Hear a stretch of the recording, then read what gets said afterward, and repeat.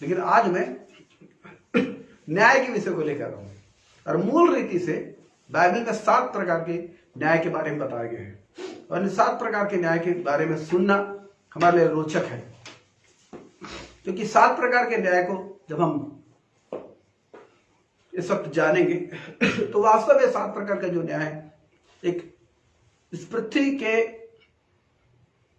जब एक व्यक्ति प्रभु को ग्रहण करता है तब से लेकर उसके और इस पृथ्वी के जीवन के अंत तक में क्या होगा, ये 7 प्रकार के न्याय में आप इस बात को पाएंगे। तो प्रभु का धन्यवाद हो, परमेश्वर का धन्यवाद। आइए अपने अध्ययन को आरंभ करें।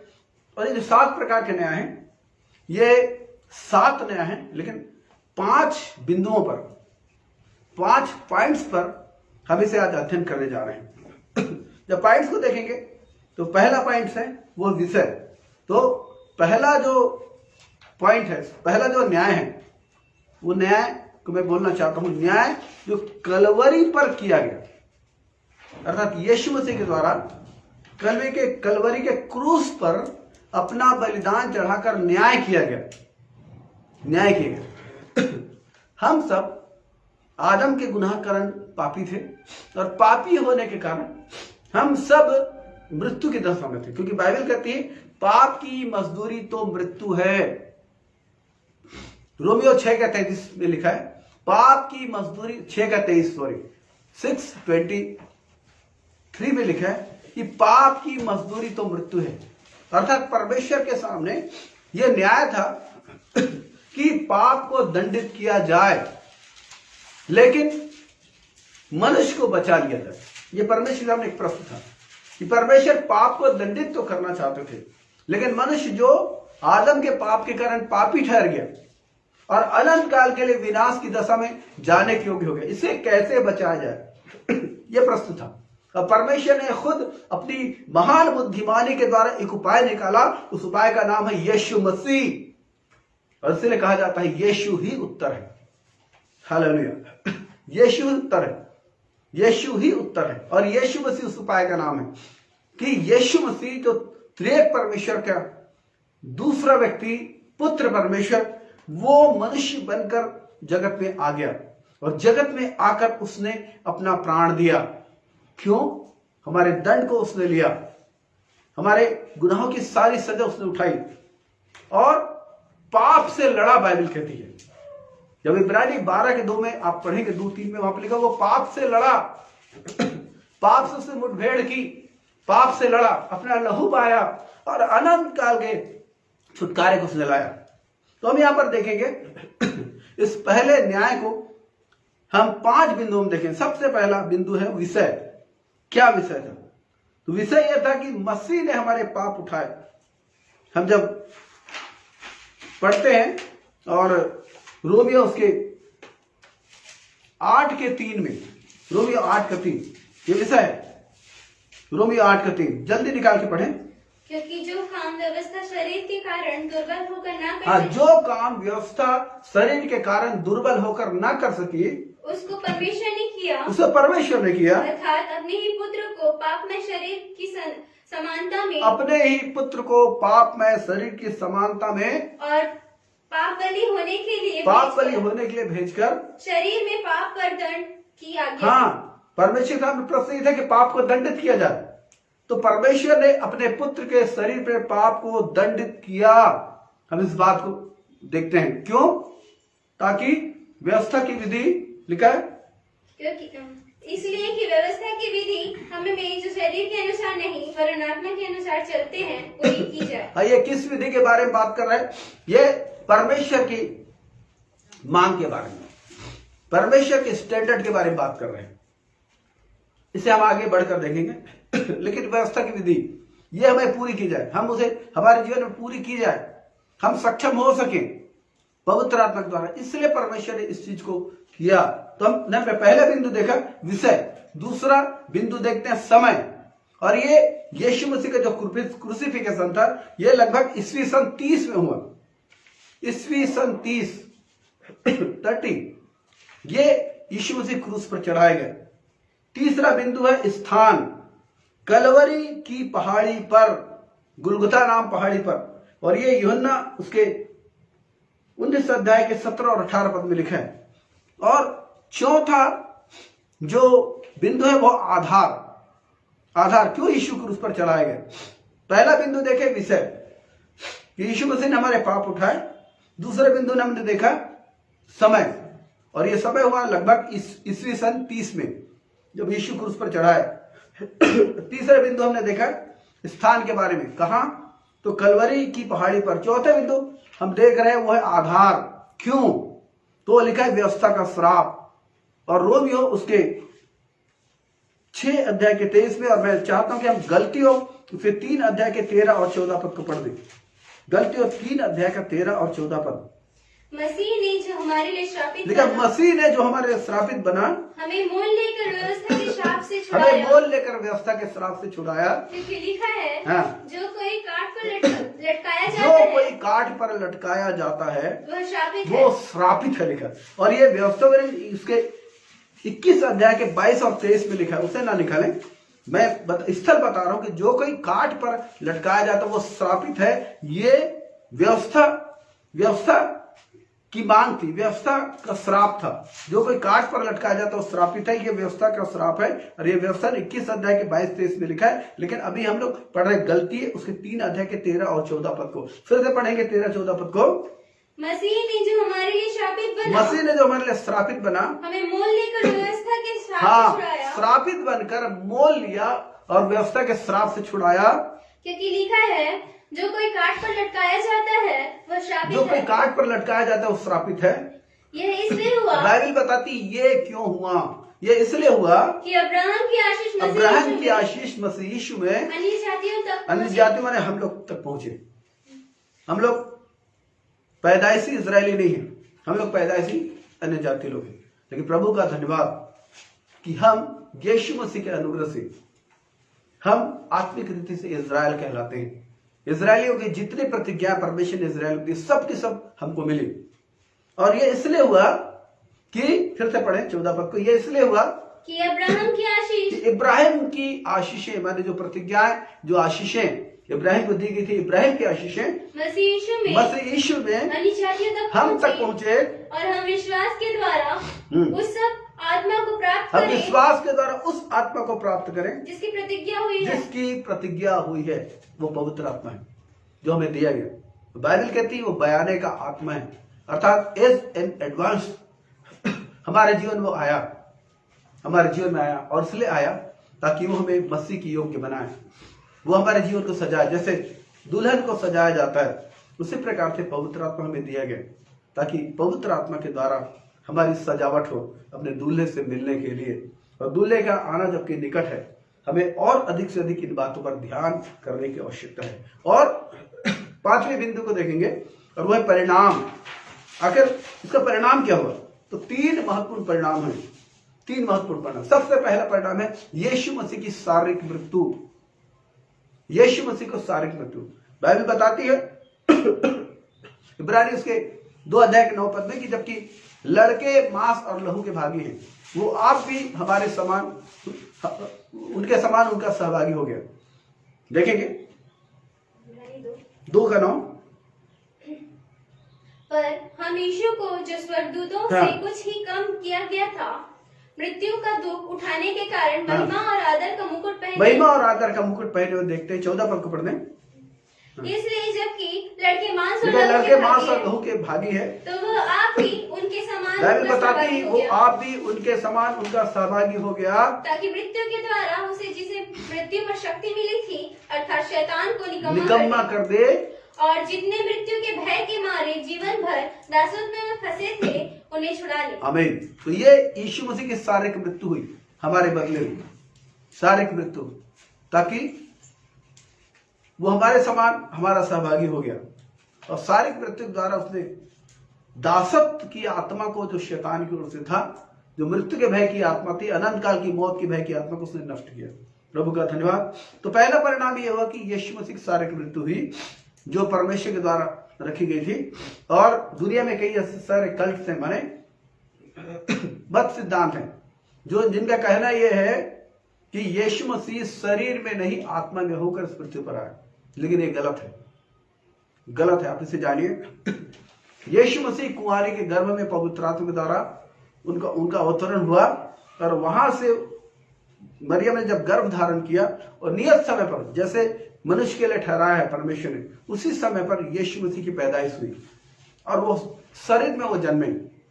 और चूंकि मनुष्य शरीर है, इसलिए यीशु मसीह शरीर बने ताकि मनुष्य के लिए मृत्यु का स्वाद चखा जा सके। तो सबसे पहली चीज यह है कि यीशु मसीह की शारीरिक मृत्यु हुई।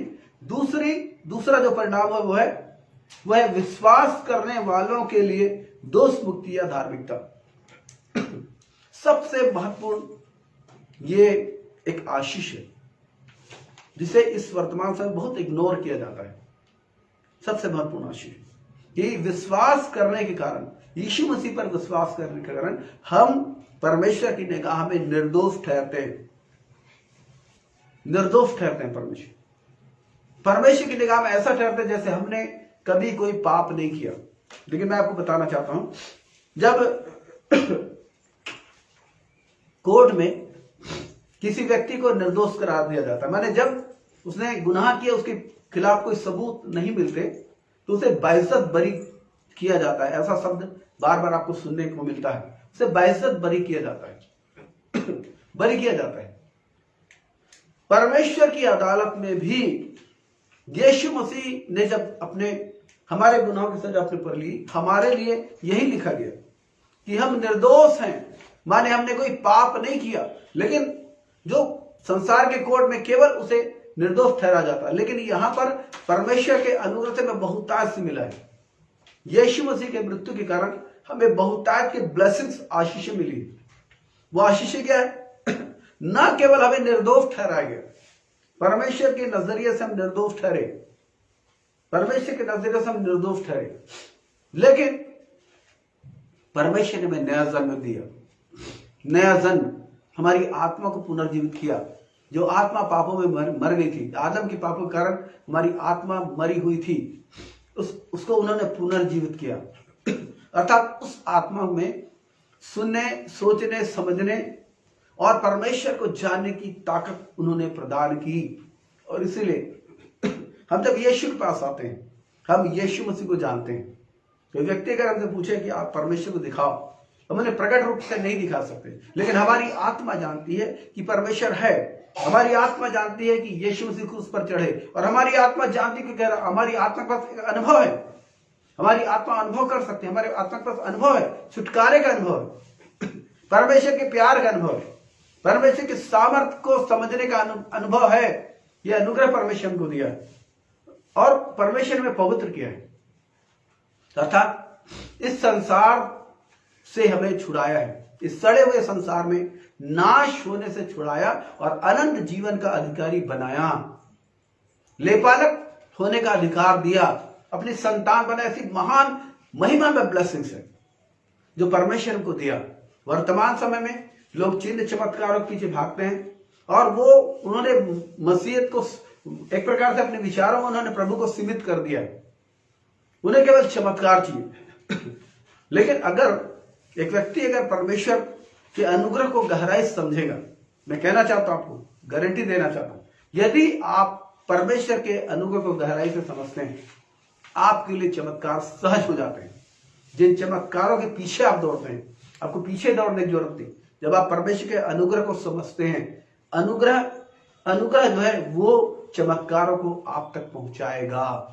आप देखेंगे कि चमत्कार चलकर आपके पास आएंगे। इसीलिए इन महिमामय बातों पर ज्यादा ध्यान कीजिए। और हम देखते हैं इस चीज को कि यहां पर कि हमने धार्मिकता प्राप्त की। ये चीज रोमी उसके 3 अध्याय के 23 से 25 पद में लिखा है, लेकिन इस वक्त हम इसको नहीं पढ़ेंगे क्योंकि आप इसे पढ़ सकते हैं। और तीसरा जो महत्वपूर्ण परिणाम हुआ वो हुआ कि पाप से स्वतंत्र होकर हम धार्मिकता के जीवन को प्राप्त किए। पाप से स्वतंत्र होकर हमने धार्मिकता के जीवन को प्राप्त किया। इसको भी वर्तमान समय बहुत इग्नोर किया जाता है। लोग सोचते हैं कि जैसा भी जियो मसीह में स्वीकार्य हो गए, और ये एक भ्रमपूर्ण शिक्षा है। और मैं आपको बताना चाहता हूं, आप 2 पद आप पढ़ेंगे, पहला पत्रस उसका पहला अध्याय का 18-19 पद, और 2 अध्याय के 24 पद। पहला पत्रस में से दोनों उद्धरण है। पहला पत्रस पहला अध्याय का 18 और 19 पद और दूसरे अध्याय का 24 पद। तो पहले हम पढ़ेंगे दूसरे अध्याय के 24 पद को पढ़ लें। क्या लिखा है दूसरे अध्याय के 24 पद? वह आप ही हमारे पापों को अपनी देह पर लिए हुए बाइबल कहती है वो आप ही हमारे पापों को अपनी देह पर लिए हुए क्रूस पर चढ़ गया, जिससे हम पापों के लिए मरकर धार्मिकता के लिए जिससे हम पापों के लिए मरकर धार्मिकता के लिए जीवन बिताएं। उसी के मार खाने से तुम चंगे हो। उसी के मार खाने से तुम चंगे हो। मैं आपको धार्मिकता के विषय में बताना चाहता हूँ। धार्मिकता के विषय में बताना चाहता हूँ। क्या हो गया? धार्मिकता के विषय में आपको मैं बताना चाहता हूं। धार्मिकता के 2 पहलू। पहली धार्मिकता जो यीशु मसीह की धार्मिकता है वो हमें दी गई। जब हम प्रभु पर विश्वास करते हैं तो परमेश्वर की निगाह में हम धर्मी ठहरते हैं।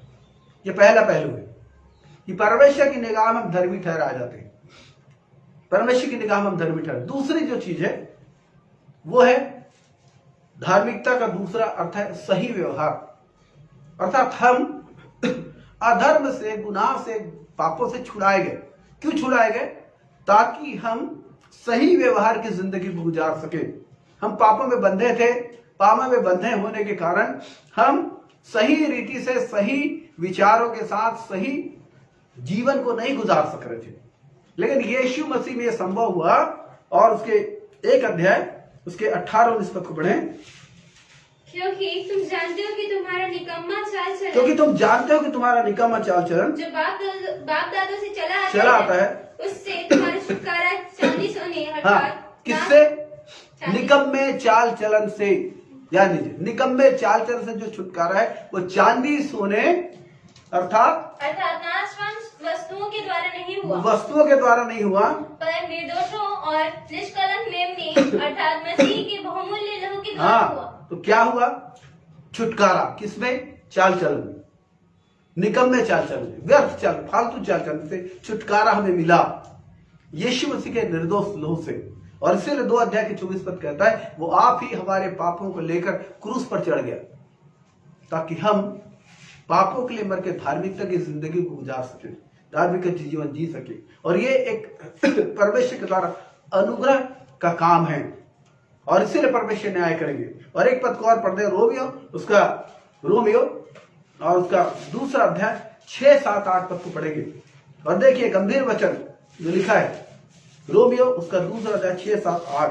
वह हर एक को उसके कामों के अनुसार बदला देगा। वो हर एक को, बाइबल कहती है वो हर एक को उनके कामों के अनुसार बदला देगा जो सुकर्म में स्थिर रहकर महिमा और आदर और अमरता की जो खोज में है। सुकर्म में स्थिर रहकर महिमा, आदर और अमरता की खोज में है वह अनंत जीवन देगा। उन्हें वो अनंत जीवन देगा। और जो विवाद है, परंतु जो विवादी हैं और सत्य को नहीं और जानते, सत्य को नहीं मानते, वरन अधर्म को मानते लेकिन हैं, अधर्म को मानते हैं, उन पर क्रोध आ पड़े, उन्हें क्रोध और कोप पड़ेगा।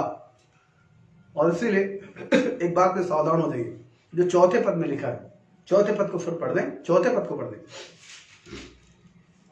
क्या तू उसकी कृपा और सहनशीलता और धीरज रूपी धन को तुच्छ जानता है? क्या यह नहीं समझता कि परमेश्वर की कृपा तुझे मन फिराव को सिखाती है? इसको समझ जाइए कि परमेश्वर ने इसलिए कृपा की ताकि हम मन फिराएं और अपने पुराने मनुष्य की पाप में अभिलाषा के अनुसार न जिए, न वैसा काम करें। लेकिन हम नए मनुष्य को हमने पहना है जो यीशु मसीह का मनुष्यत्व है, यीशु मसीह के स्वभाव में जो सृजा गया है। और इसलिए बाइबल मांग करती है कि हम नए मनुष्य की राह चले, चाल चले, क्योंकि इसीलिए हमारी आत्मा को नया जन्म दिया गया है। तो पहला बिंदु हमने देखा, पहला पॉइंट हमने देखा, और वो है न्याय जो कलवरी के क्रूस पर किया गया। और दूसरा जो न्याय है उसे हम देखते हैं, और वह है पुत्र के रूप में प्रतिदिन के आत्मनिरीक्षण का न्याय। यह न्याय करने का बोझ हम पर किया गया। पहला जो न्याय वो यीशु मसीह ने किया क्रूस पर। दूसरा न्याय वो हमें अपने विषय में करने के लिए बोला गया है, पुत्र के रूप में प्रतिदिन के आत्मनिरीक्षण का न्याय। और मैं आपको बताना चाहता हूं, हम मसीह में इसलिए नहीं बचाए गए कि हम चिन्ह चमत्कार करें, ये हमारी प्राथमिक बुलाहट नहीं है। ध्यान दीजिए, ये हमारी प्राथमिक बुलाहट नहीं है। ये जरूरी है, इस पृथ्वी पर लोगों की जिंदगी को बचाने के लिए अनिवार्य है। हमारी भी जरूरतें होती है कि चिन्ह चमत्कार हमारे जीवन में हो, लेकिन सबसे महत्वपूर्ण चीज जो हमारी बुलाहट है, हमारी जो प्रथम बुलाहट है, हमारी मूल बुलाहट बोलना चाहिए, मूल वो है पुत्र के समान बनने के लिए मैं बुलाया गया है। और हम देखेंगे रोमियो 8 अध्याय और 29 और 30 पद को हम लोग इस वक्त पढ़ेंगे। और ये 29 और 30 पद ये बताता है कि हमारी मूल बुलाहट क्या है।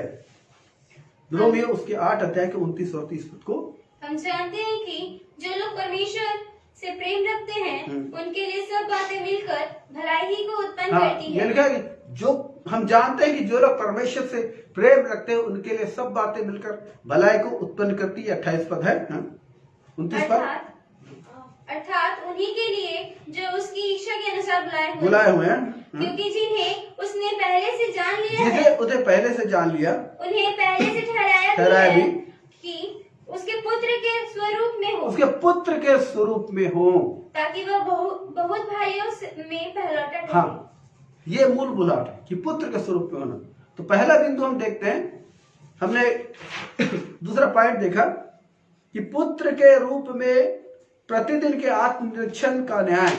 और से पहला जो पॉइंट है विषय है कि विषय ये है कि संत जन पुत्र के रूप में अपनी प्रथम बुलाहट के आधार पर अपने आप को जांचते हैं।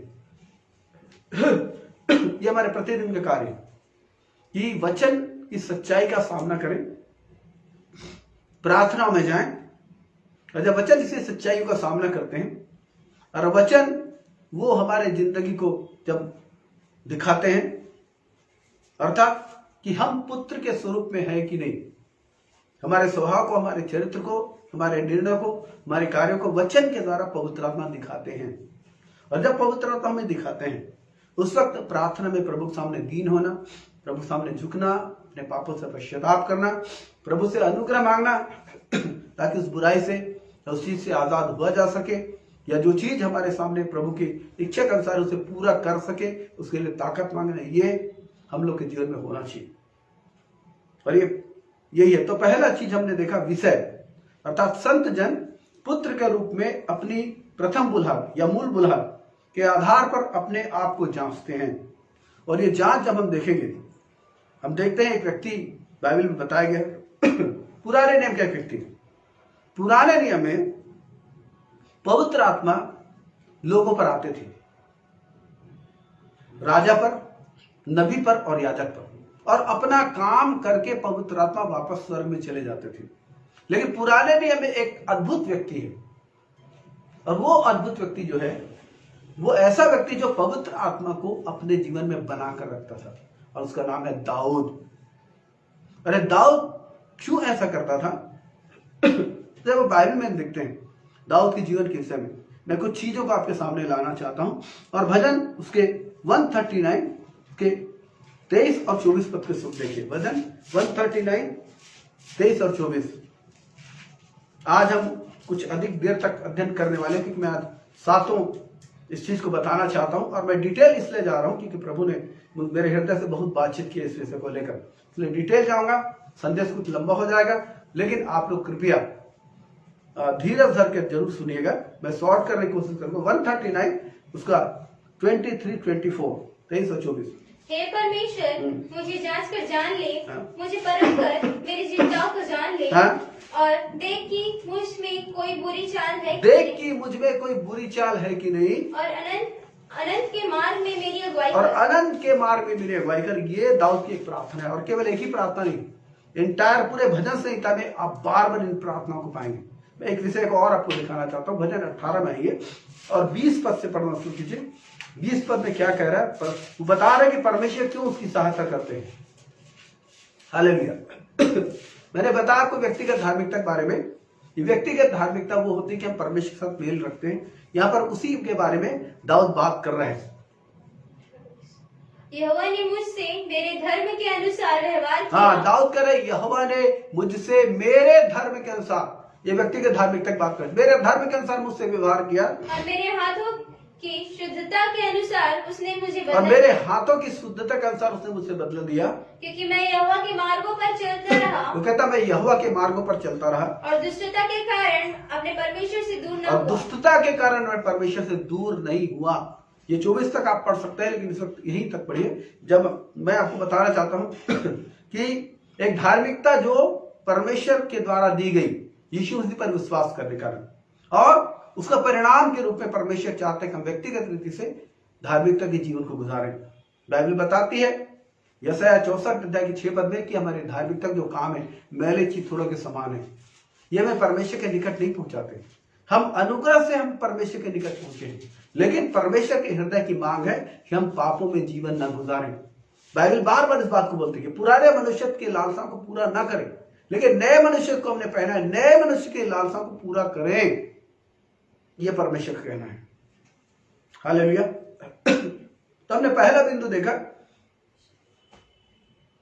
विषय पर कि संत जन पुत्र के रूप में अपनी प्रथम बुलाहट के आधार पर अपने आप को जांचते। दूसरा जो बिंदु है वो प्रतिदिन, दूसरा बिंदु है समय, दूसरा बिंदु समय, प्रतिदिन हर समय,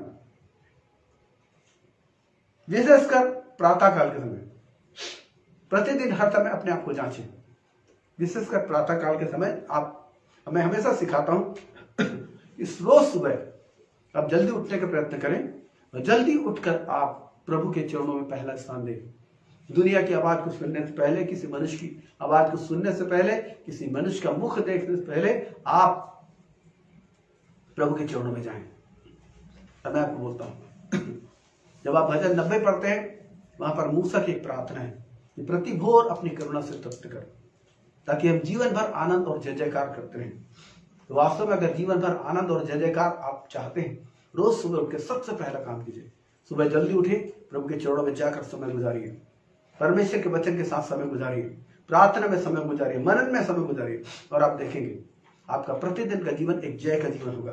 प्रतिदिन आप जय की जिंदगी को जिएंगे और अंधकार की शक्तियां, दुष्ट की ताकतें किसी भी रीति से परिस्थितियों को लेकर आपको झुका नहीं सकेंगी, गिरा नहीं सकेंगी, आपको असफल नहीं कर पाएंगे।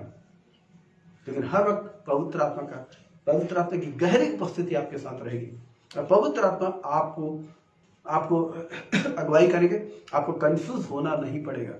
तो हमने दूसरा जो बिंदु देखा वो है समय, अर्थात प्रतिदिन हर समय, विशेषकर प्रातः काल के समय, केवल प्रभु भोज के समय नहीं, लेकिन डेली और हर वक्त तो ऐसा मन होना चाहिए कि हम प्रभु साथ हमारा संपर्क, जो जीवित संपर्क है, वो बना रहे पवित्र आत्मा के द्वारा।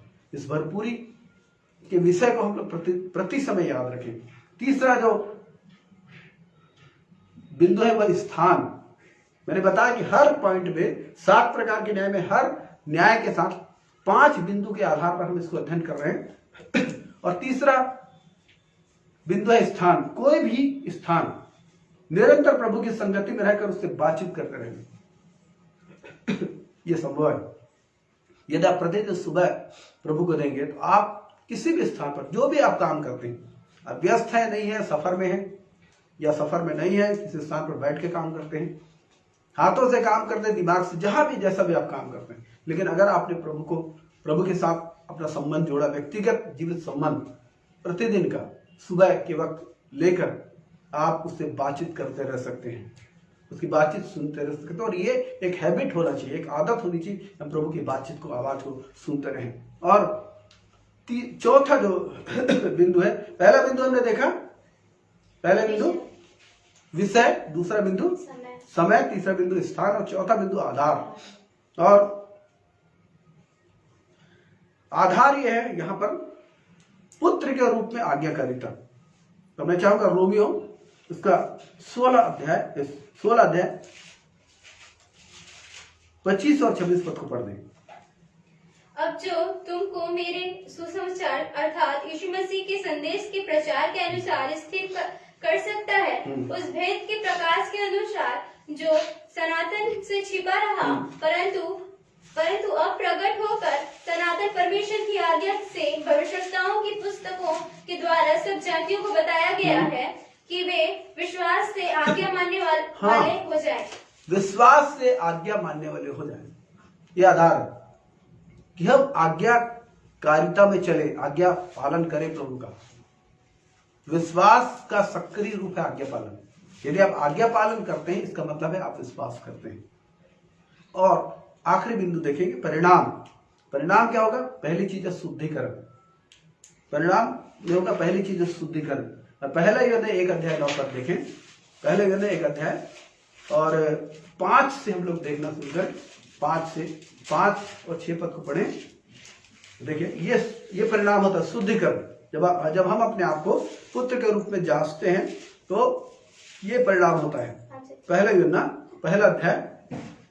का पहला अध्याय और 5 से पढ़ेंगे। जो समाचार हमने उससे सुना और तुम्हें सुनाते हैं, वह यह है कि परमेश्वर ज्योति है और उसमें कुछ भी अंधकार परमेश्वर नहीं। ज्योति, उसमें कुछ भी अंधकार नहीं। यदि हम कहें कि उसके साथ हमारी सहभागिता है, ध्यान दीजिए, यदि हम कहें कि उसके साथ हमारी सहभागिता है और फिर अंधकार में चले तो हम झूठे बाइबल हैं, कहती है हम झूठे हैं और सत्य पर नहीं चलते। और सत्य पर नहीं चलते। अच्छा, अंधकार क्या है? अंधकार कोई स्थानीय अंधकार मन की स्थिति है। और यहाँ पर लिखा है, और यूहन्ना ने बोला कि यदि हम कहें कि उसके साथ हमारी सहभागिता है और अंधकार में चले, तो अंधकार को मैं बताना चाहता हूँ। इसके 2 अध्याय के 9 पद को पढ़िए। दूसरे अध्याय के, इसी पहला यूहन्ना दूसरे अध्याय के 9 पद को। जो कोई यह कहता है कि मैं ज्योति में हूँ और अपने भाई से बैर रखता है, वह अब अंधकार में वो अब तक कहाँ है? अंधकार में लिखा है। हाँ, आगे 10 पद। जो कोई अपने भाई से प्रेम रखता है वह ज्योति में रहता है। वो ज्योति में रहता है। ये अंधकार और ज्योति के फर्क को यूहन्ना बताता है कि परमेश्वर ज्योति, उसमें कुछ भी अंधकार नहीं है। और इसका मतलब क्या है?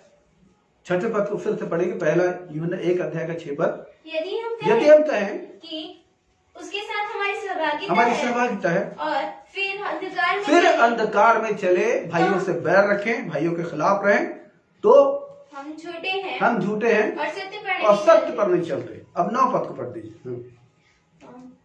यदि हम अपने पापों को मान लें तो वह हमारे पापों को क्षमा करने और हमें सब अधर्म से शुद्ध करने में विश्वास से धर्मी है। और ये शुद्धिकरण हमारे जीवन में आता है जिसकी प्रतिदिन हमें आवश्यकता होती है।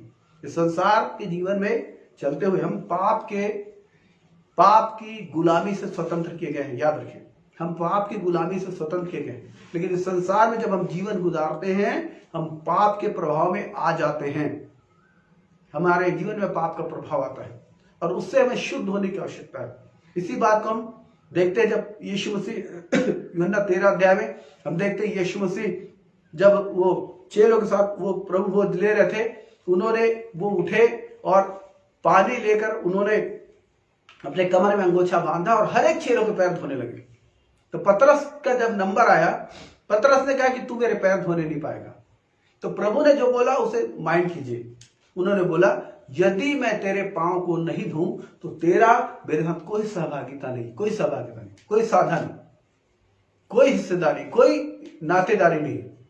तो कहता है प्रभु मुझे पूरा धो दे। प्रभु ने बोला, जो नहा चुका है उसे पैरों के सिवा और किसी चीज को धोने की आवश्यकता नहीं। और वो शुद्धिकरण प्रतिदिन हमारे जीवन में परमेश्वर लेकर आते हैं और ये होना चाहिए ताकि प्रभु के साथ हमारा संबंध ताजा हो, ताजा बना रहे और हम ताजे संबंध में प्रतिदिन जीते रहें। ये परमेश्वर की इच्छा है। तो पहली चीज परिणाम देखते हैं हम शुद्धिकरण।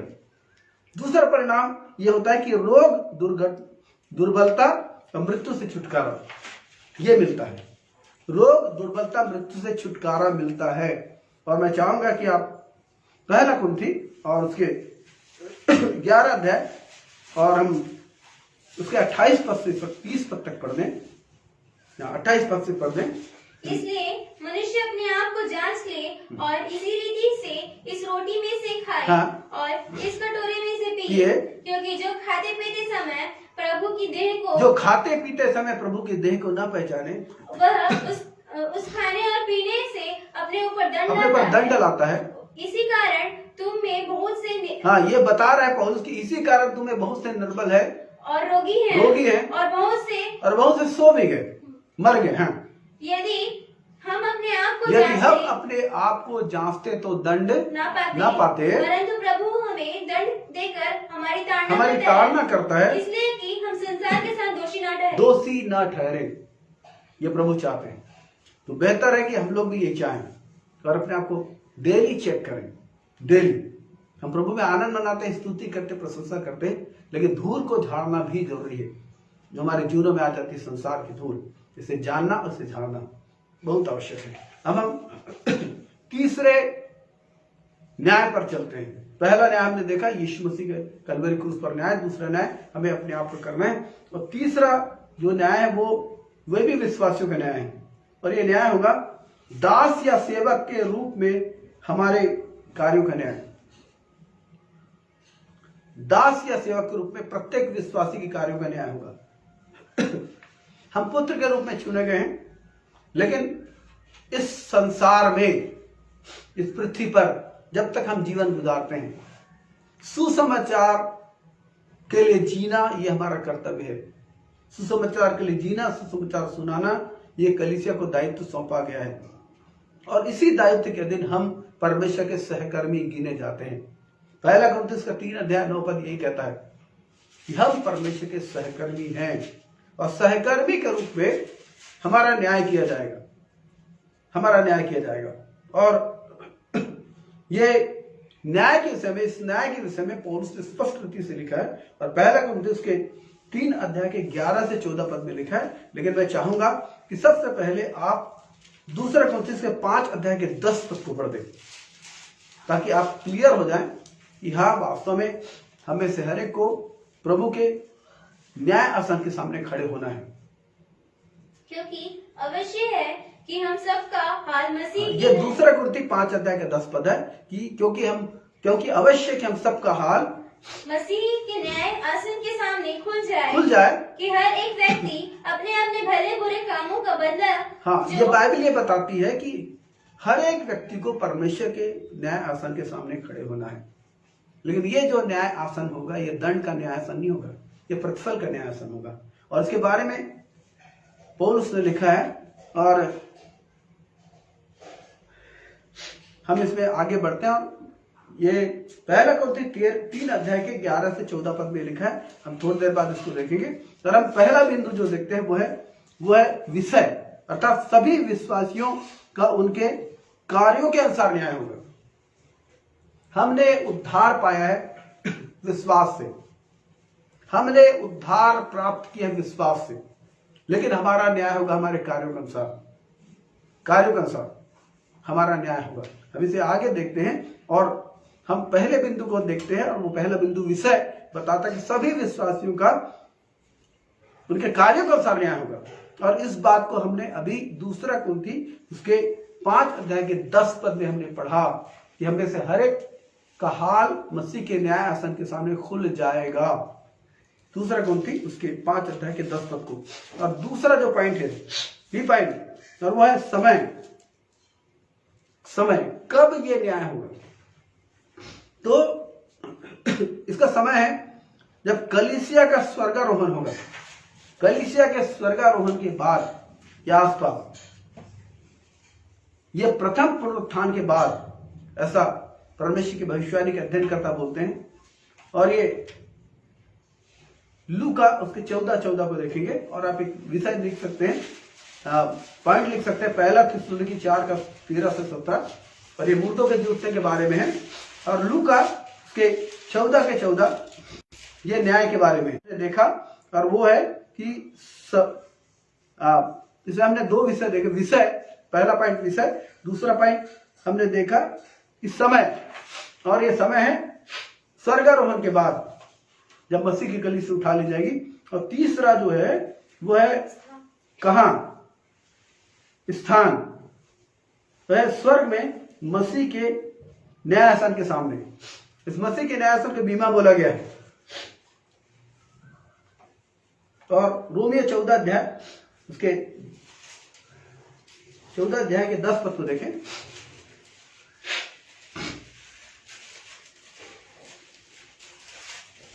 रोमियो 14 के 10।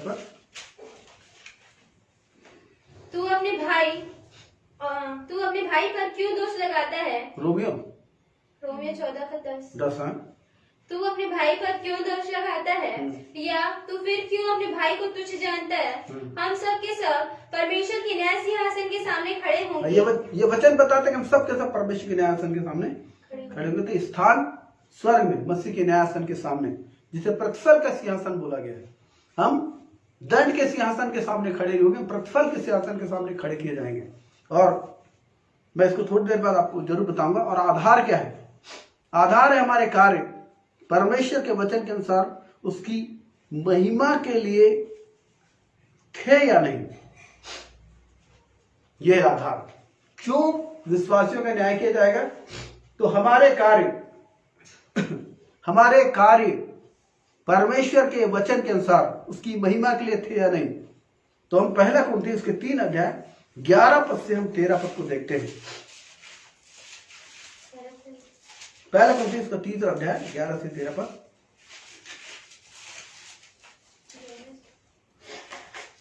11 से 13। क्योंकि उस नींव को छोड़ जो पड़ी है और वह यीशु मसीह है, जो कोई दूसरी नींव नहीं डाल सकता। यदि कोई इस नींव पर सोना या चांदी या बहुमूल्य पत्थर, ये नींव जो है वो मसीहत की शिक्षा है, जिसे पौलुस ने कलीसिया में लाया।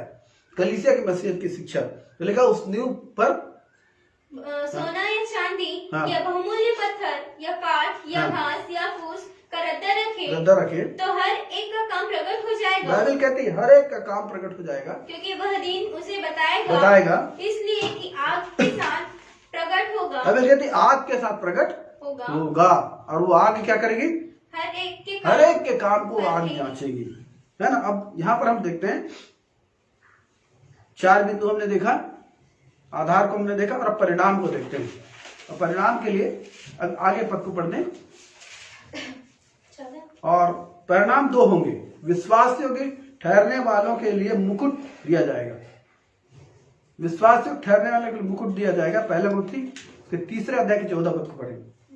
जिसका काम उस पर बना हुआ स्थिर जिसका काम उस पर बना हुआ स्थिर रहेगा, वो मजदूरी पाएगा। यदि किसी का काम जल जाएगा तो वह हानि उठाएगा, पर वह आप बच जाएगा, परंतु हाँ, तो ये 2 परिणाम होंगे कि जिन लोगों ने बेहतर जिंदगी जी है, मसीह को फॉलो किया है, प्रभु के वचनों को माना है, वो इनाम पाएंगे।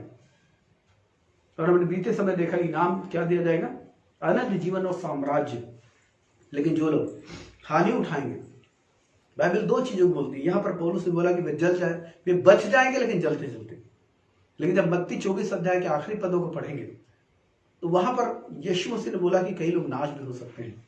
मत्ती 7 अध्याय और के 21 और 22, 23, 24 पद को जब हम पढ़ेंगे, वहां पर क्या लिखा है, थोड़ा सा मैं इसमें मनन करना चाहता हूं, क्योंकि वर्तमान समय में बहुत सारी गफलतबाजी हो रही है और बहुत सारे लोग, ध्यान दीजिए, बहुत सारे लोग जो यीशु मसीह के पास आ रहे हैं और प्रार्थना करने से उनके हाथों से चमत्कार हो रहे हैं। तो जैसा पहला तीमुथियुस के 3 अध्याय की 6 पद में लिखा है, शैतान उन्हें घमंड से भर दे रहा है और वो सीखना नहीं चाह रहे। किसी कलीसिया से जुड़कर, किसी अगुवे के साथ जुड़कर वो मसीह का जो विशेष महत्वपूर्ण उद्देश्य है, दर्शन है, अर्थात कलीसिया की स्थापना, इसके लिए आगे नहीं बढ़ रहे। लेकिन वो लोग जब इस प्रकार से वो चमत्कारों की आशीष पा रहे हैं, यीशु के नाम में चमत्कार हो रहे हैं, तो ये लोग क्या कर रहे हैं? गड़बड़ चीजें कर रहे हैं। पैसा लेकर, सौदा करके ये लोग प्रार्थनाएं कर रहे हैं, लोगों को ठोकर खिला रहे हैं और लोगों को बिगाड़ रहे हैं। और बाइबल बताती है, मैं स्पष्ट रीति से ऐसे लोगों से कहना चाहता हूं, अपने आप को प्रभु के अधीन में ले आओ। किसी बड़े या अच्छे प्रभु के दास के अधीन में रहो, वहां कलीसिया जाओ और वहां बैठकर सीखो, क्योंकि प्रभु जो सेवकाई देते हैं, लेकिन बुलाहट जो प्रभु की होती है वो जल्दी नहीं मिलती। याद रखिए, प्रभु ने आपको वरदान दिया कि आप किसी कलीसिया में अगुवे के साथ रहकर आप सेवकाई करें और और आत्माओं को जीतने का काम करें। अगर आप ऐसा नहीं करते, आप धोखे में हैं, आप धोखे में, धोखेबाजी में हैं, और आप घमंड से भर गए हैं और दंड जरूर पाएंगे। इसलिए बहुत सारे लोग जिनको मैंने देखा वो गिर गए और दुख के साथ कहना पड़ रहा है कि वर्तमान समय के जो अपने आप को सेवक कहते हैं, पास्टर कहते हैं, उनकी जिंदगी कैसी है। तो बीते समय में एक फंक्शन में गया था, उस फंक्शन में वो एक विवाह का फंक्शन था, और विवाह के फंक्शन में दूल्हे पार्टी से एक पास्टर को बुलाया गया, आदरणीय पास्टर को बुलाया गया कि आकर मंच पे आए। जब वो मंच पर आए तब हमने देखा कि उनके मुंह में गुटखा था। माने उनको ये भी नहीं मालूम कि उनकी देह पवित्र आत्मा का मंदिर है, और बाइबल देह और आत्मा की शुद्धता की बात करती है। मुंह में गुटखा था और लगातार वो जब तक मंच पर बैठे रहे गुटखा चबाते रहे। बाद में जब इस विषय की थोड़ी बहुत आलोचना हुई तो सुनने में आया ये वो महाशय है जिन्होंने अपनी पत्नी को छोड़ दिया और किसी दूसरी लड़की के साथ वो किसी स्थान पर रहते हैं और वह सेवा भी करते हैं। और धन्य है उनके विश्वासी लोग जो जिन्होंने कभी भी इस बात को नहीं जाना, कभी भी इस बात को उन्होंने उठाया नहीं, पॉइंट नहीं किया कि क्यों अपनी पत्नी को छोड़कर अलग रहते हैं, क्योंकि ये लोग शायद बाइबल नहीं जानते। मलाकी उसके 2:15 में लिखा है परमेश्वर स्त्री त्याग से घृणा करता है। मत्ती उसके 19 अध्याय में स्पष्ट प्रभु ने बोला कि व्यभिचार के सिवा किसी और कारण से अपनी पत्नी को छोड़ेगा वो व्यभिचार करता है। और इब्रानी उसके 13:4 में लिखा है कि विवाह सब में पवित्र, विवाह सब में आदर की बात समझी जाए, बिछोना निष्कलंक रहे, क्योंकि परमेश्वर व्यभिचारियों का, परिस्थितिगामियों का न्याय करेगा। और ऐसे लोग पास्टर बन के बैठे हैं, इन्हें पास्टर का पा नहीं मालूम है, अब पास्टर बन के बैठे। ऐसे लोग से सावधान रहिए, ऐसे लोग से सावधान रहिए, क्योंकि इन्होंने अनुग्रह तो पाया प्रभु से, लेकिन इस्तेमाल हो रहे हैं शैतान के हाथ में, और इसलिए गड़बड़ शिक्षा दे रहे हैं और कुछ नहीं होता वाली भाषा को बोल रहे हैं। जबकि परमेश्वर के वचन के साथ नहीं चलने से क्या होगा, मैं इस वक्त आपको दिखाना चाहता हूं। और मत्ती रचित सुसमाचार 7वां अध्याय और 21 पद से पढ़े। देखिए मत्ती रचित सुसमाचार 5, 6, 7 ये पहाड़ी उपदेश कहलाता है, और ये है किंगडम प्रिंसिपल, माने राज्य के सिद्धांत। अगर आप मसीहत को ग्रहण किए हैं, मसीह में जीना चाहते हैं, तो किन बातों के आधार पर आपको जीवन जीना है, ये बातें इस 5, 6 और 7 पद में दिए गए। और कंक्लूजन के तौर पर माने यीशु मसीह ने जब अपने संदेश का अंत किया तो वो कहते हैं इस चीज पे 21 पद को पढ़े, जो मुझसे हे प्रभु हे प्रभु कहता है, उनमें से हर एक स्वर्ग के राज्य में प्रवेश नहीं करेगा, परंतु वही जो मेरे स्वर्गीय पिता की इच्छा पर चलता है। उस दिन बहुत से लोग मुझसे कहेंगे, हाँ, हे प्रभु हाँ, क्या हमने तेरे नाम से भविष्यवाणी नहीं की? ये खतरा है, क्या हमने तेरे नाम से भविष्यवाणी नहीं की, और तेरे नाम से दुष्ट आत्मा को नहीं निकाला, तेरे नाम से दुष्ट आत्मा को नहीं निकाला, और तेरे नाम से बहुत से आश्चर्य कर्म नहीं किए, तब मैं उनसे खुलकर कह दूंगा, हाँ, मैंने तुमको कभी नहीं जाना, हे कुकर्म करने वालों, मेरे पास से चले जाओ। फिर आगे क्या लिखा? इसलिए जो कोई मेरी ये बातें सुनकर उन्हें मानता प्रभु है, कहते हैं जो कोई मेरी ये बातें सुनकर उन्हें मानता है वह उस बुद्धिमान मनुष्य की नहीं है, ठहरेगा जिसने अपना घर चट्टान पर बनाया। और मेघ बरसा, बाढ़ें आई और आंधियां चली, बाढ़ें आई, आंधियां चली, और उस घर से टकराई, फिर भी वह नहीं गिरा, क्योंकि उसकी नींव चट्टान पर डाली गई थी। परंतु जो कोई मेरी ये बातें सुनता है, हाँ, और उन पर नहीं चलता, वह उस निर्बुद्धि मनुष्य के समान ठहरेगा, जिसने अपना घर बालू पर बनाया। और मेघ बरसा और बाढ़ें आई और आंधियां चली और उस घर के से टकराई, और वह गिर के सत्यानाश हो गया। अपने घर की नींव चट्टान पर डालिए। चट्टान है मसीह का वचन, परमेश्वर का वचन, प्रभु के जीवन सिद्धांत, इस पर अपने घर की नींव डालिए। बहुत सारे लोग धोखेबाजी में जा रहे हैं, और मैं आप सब लोगों से भी विश्वास से निवेदन करता हूँ, इस प्रकार के घूमने फिरने वाले लोग जो पैसा लेकर प्रार्थना करते हैं, इनको आप अपने घर में मत आने दीजिए, इनसे प्रार्थना भी मत करवाइए, क्योंकि शैतान इनको इस्तेमाल कर रहा है। ये बिगड़ गए लोग हैं, ये घमंड में आ गए लोग हैं, और ये जरूर दंड के लिए प्रस्तुत हो रहे हैं, जैसे कि पहला तिमुथी उसके 3:6 में लिखा है। लेकिन बाइबल बताती है इन चीजों को कि जो सेवकाई करते हैं वो कलीसिया में रहते हैं और वो सीखते हैं, और परमेश्वर वरदान तुरंत देते हैं, लेकिन सेवकाई तुरंत नहीं देते। सेवकाई देने के लिए प्रभु बहुत सारे आयामों से लेकर गुजारते हैं एक व्यक्ति को। एक व्यक्ति जो सेवा करना चाहता है उसे बहुत से आयामों को लेकर गुजारते हैं। हालांकि हर विश्वासी का कर्तव्य है कि वो अपने पास्टर के अधीन रहे, पास्टर के अधीन रहकर सुसमाचार की सेवा करे। लेकिन जब 5 प्रकार के वरदानी सेवकाई की बात आती है, वहां पर परमेश्वर एक व्यक्ति को परखते हैं, उसे अनुभव सिद्ध करते हैं, उसके बाद वो एक व्यक्ति से सेवा लेते हैं। ये आप समझिए। मैं बार बार मूसा को उदाहरण देता हूं कि मूसा 120 वर्ष जिए, उनके लाइफ के 3 फेज थे। पहले 40 वर्ष में हुआ ये कि परमेश्वर ने उनको मिस्र से निकाला, वो मिस्र में थे, वो मिस्र के राजकुमार थे, परमेश्वर ने उनको मिस्र से निकाला। दूसरे 40 वर्ष में हुआ कि मूसा के भीतर जो मिस्र की चीजें थी, मिस्र की गंदगी, मिस्र के आइडिया, मिस्र की जीवन शैली, मिस्र का जो कुछ भी उनके भीतर था वो परमेश्वर को ग्रहण योग्य नहीं था, परमेश्वर ने उसको निकाला। और फिर तीसरे फेज में जो 40 साल थे, उस समय जब मूसा को परमेश्वर ने खाली किया, परमेश्वर ने उसको इस्तेमाल किया। ये प्रोसेस हमारी जिंदगी में भी होता है, ये प्रोसेस हमारी जिंदगी में भी होता है। यीशु मसीह के लाइफ में भी यही प्रोसेस हुआ। प्रभु यीशु मसीह बैतलहम में जन्मे, खुशी का माहौल था। उसके बाद हम देखते हैं एक लंबे समय के लिए यीशु मसीह जो है वो नासरत में रहे, लंबे समय के लिए। उसके बाद नासरत से निकलकर 3.5 साल उन्होंने सेवा की, एक प्रभावशाली सेवा।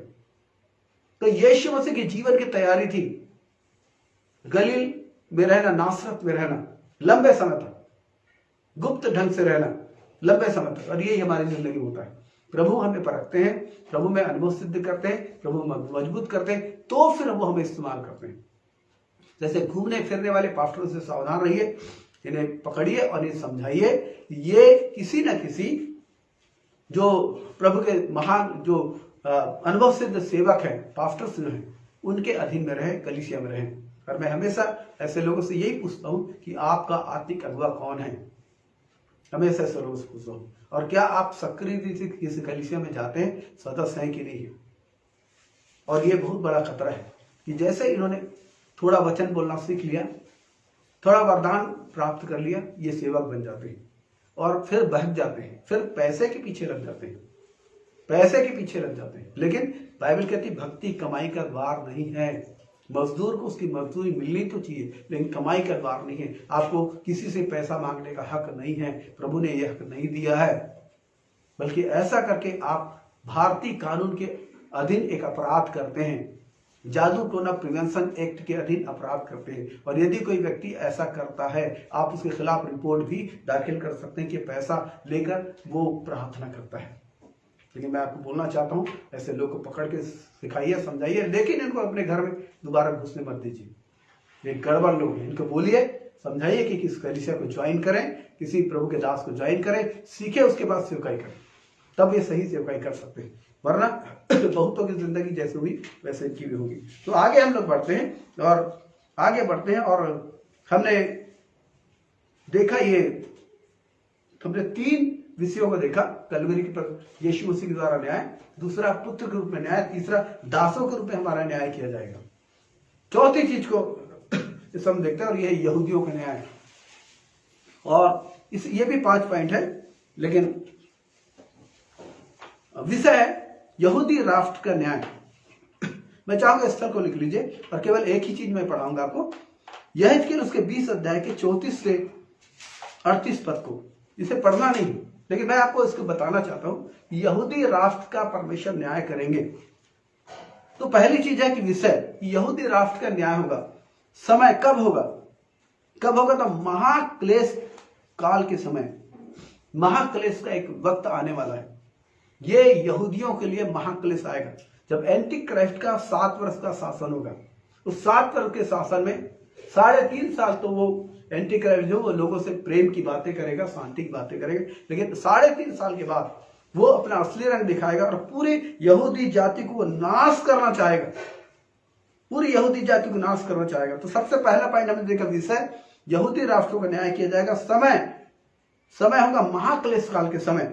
और मत्ती रचित सुसमाचार 24 अध्याय के 15 पद से हम लोग पढ़ना शुरू करें 22 पद तक, और 15 से हम लोग पढ़ना शुरू करें। थोड़े वचनों को देखेंगे समय के अभाव कारण।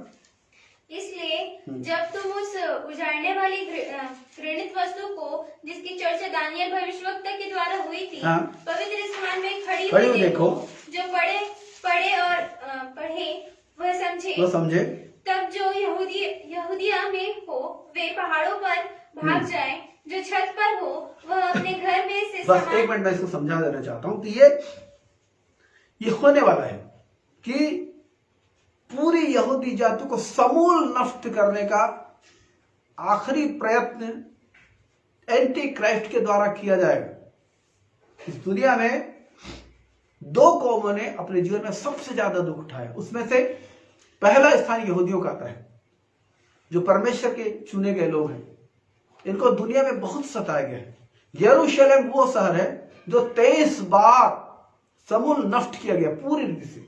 फिर भी यह परमेश्वर का अनुग्रह है कि यरूशलेम अपने ही स्थान में आज बसा हुआ है, और आज वो इजराइल की राजधानी है, और आने वाले वक्त में पूरे वर्ल्ड की राजधानी बनने वाली है। जब यीशु मसीह का शासन होगा, यरूशलेम पूरे वर्ल्ड की राजधानी होगा। और हम यहाँ पर इस बात को बताना चाहता हूं कि एंटी क्राइस्ट जो है वो इस प्रकार का काम करेगा, सारी जातियों को चढ़ा कर ले आएगा। सारी जाति, जितने एंटी क्राइस्ट के समर्थक राष्ट्र होंगे, एक बहुत बड़ी सेना लेकर पूरे समूल नष्ट करने की कोशिश करेंगे। लेकिन परमेश्वर का धन्यवाद, वो फिर इस महाक्लेश काल के समय फिर से छुड़ाए जाएंगे, क्योंकि परमेश्वर अपने लोगों को छुड़ाना जानता है। वो इजरायलियों को वो आजाद करेंगे। हमने देखा विषय है यहूदी राष्ट्रों का न्याय। समय है महाक्लेश काल के समय जो आने वाला है। तीसरा स्थान यरूशलेम और आसपास के स्थान। और बेनिन एक प्रचार कर रहे थे, और वो यशायाह 16 अध्याय से इस बात को बता रहे थे कि यशायाह 16 अध्याय में मोआब का जो देश है, मोआब राष्ट्र है, वर्तमान में जॉर्डन है, और वो लोग इनको पनाह देंगे अपने जंगलों में यहूदियों को। ये यशायाह 16 अध्याय के अनुसार वो भविष्यवाणी का विश्लेषण कर रहे थे। तो ये हमने देखा स्थान है, और ये यरूशलेम और आसपास के स्थान जॉर्डन के बारे में बता रहे थे। आधार, क्यों इस्राएलियों का न्याय किया जाएगा, यहूदियों का न्याय किया जाएगा? कारण है, इन्होंने ईश्वरत्व का इंकार किया, उन्होंने यीशु मसीह का इंकार किया। लूका उसके 23 अध्याय का 18 पद से पढ़ दें। देखिए कैसे इन्होंने अपने उद्धारकर्ता स्वामी का इंकार किया, और इसीलिए न्याय इन पर आ पड़ा। तब सब मिलकर चिल्लाओ कि इसका काम तमाम कर और हमारे लिए बरअब्बा को छोड़ दे। हमारे लिए बरअब्बा को छोड़ दे। ये इन्होंने ईश्वरत्व का इंकार किया। जो मसीह था वो इनके बीच में आया, इसने चिन्ह दिखाया, बातें की, इसने अपने आप को साबित किया कि वो जिस मसीह की बात तुम जो रहे मैं हूं।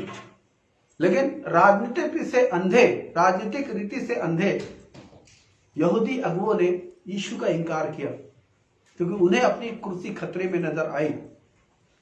उन्हें ऐसा लगा कि यीशु मसीह बढ़ जाएगा और हम घट जाएंगे, और यही चीज था कि उन्होंने यीशु का इंकार किया। और परिणाम क्या होगा? परिणाम होगा यहूदियों का हृदय परिवर्तन, और उनका यीशु को मसीह के रूप में स्वीकार करना। ये प्रभु यीशु को यीशु के रूप में, मसीह के रूप में स्वीकार कर लेंगे, जिसकी बात इन्होंने जो है ये उसे नहीं मानते। मैं चाहूंगा कि इसे समझने के लिए आप रोमियो उसके 11 अध्याय और 25 से हम लोग 29 तक पढ़ना शुरू करें। 25 से 29 परमेश्वर के महान अनुग्रह के वक्त हम देखेंगे इस वचनों में। हे भाइयों, कहीं ऐसा ना हो कि तुम अपने आप को बुद्धिमान समझ लो। इसलिए मैं नहीं चाहता कि तुम इन भेद से अनजान रहो कि जब तक अन्य जातियां पूरी रीति से प्रवेश न कर ले, कलीसिया वे कलीसिया के लोग गिनती पूरी ना हो जाए तब तक इजराइल का एक भाग ऐसा ही कठोर रहेगा और इस रीति से सारा इजराइल बाइबल उद्धार कहती है, पाएगा। सारा इजराइल उद्धार पाएगा। जैसा लिखा है, छुड़ाने वाला सिय्योन से आएगा छुड़ाने वाला सिय्योन से आएगा और अभक्ति को अभक्ति को याकूब से दूर करेगा और उनके साथ मेरी यही वाचा होगी जबकि मैं उनके पापों को दूर कर दूंगा। प्रभु कहता है मैं उनके पापों को दूर करूंगा। सुसमाचार के भाव से तो तुम्हारे लिए वे परमेश्वर से सुसमाचार के भाव से तो तुम्हारे लिए वे परमेश्वर के बैरी है, परंतु चुन लिए जाने के भाव से वे बाप दादों के कारण प्यारे हैं। चुन लिए जाने के भाव से बाप दादों के कारण वो प्यारे लोग हैं। क्योंकि परमेश्वर के वरदान और बुलाहट अटल है। क्योंकि परमेश्वर के वरदान बुलाहट अटल है। और मेरी बाइबल में ऐसा ट्रांसलेशन पाया जाता है कि परमेश्वर अपने वरदानों और बुलाहटों से पीछे नहीं हटता।